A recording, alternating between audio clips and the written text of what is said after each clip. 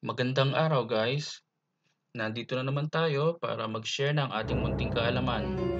Ang video pong ito ay para matulungan po tayong mga may-ari ng Samsung appliances at smart devices na makahanap ng service centers na malapit po sa ating lugar.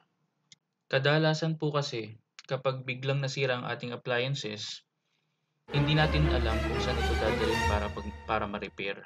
So nawa po sa pamamagitan nitong tutorial ay matulungan ko po kayo. Pwede po bang makiklik din po yung subscribe button? Thank you.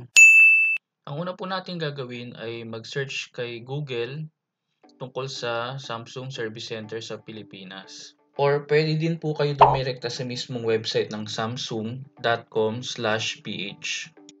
Sa upper right side po ng website ay makikita natin yung link para sa support.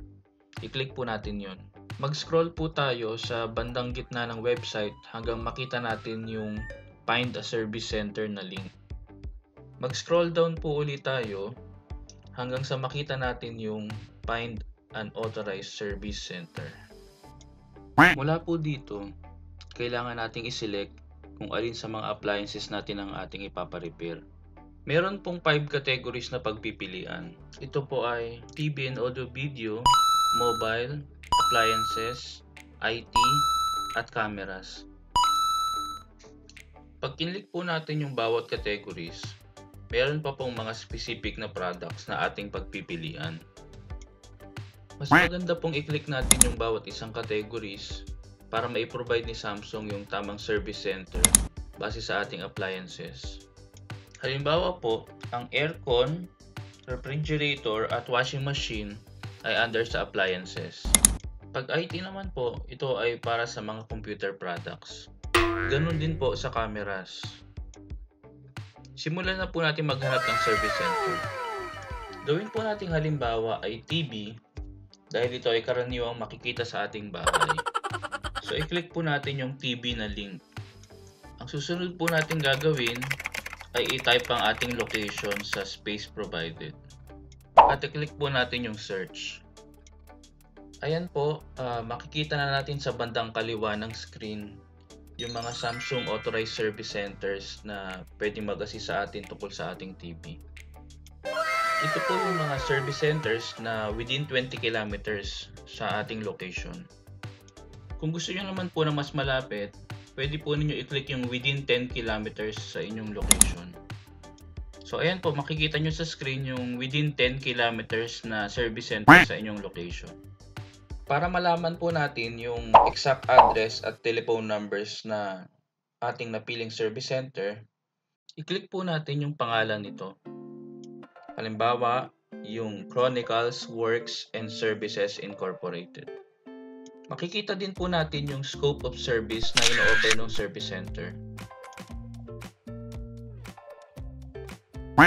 Gawin naman po nating halimbawa ang Cebu na pwedeng mas konti ang authorized service centers kumpara sa Metro Manila.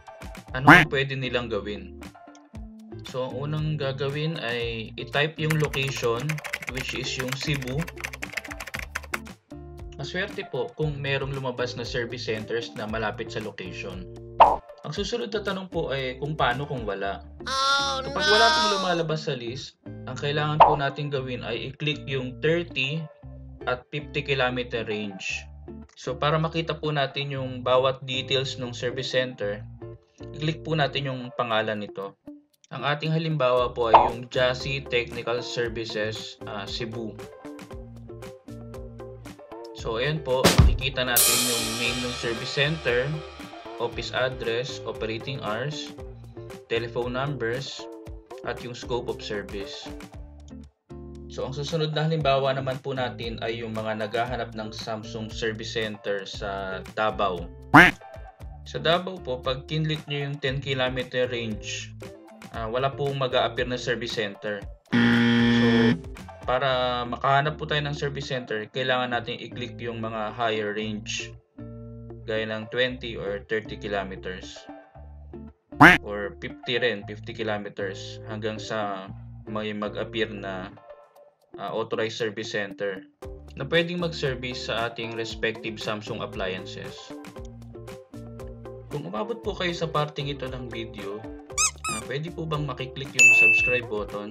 Salamat po.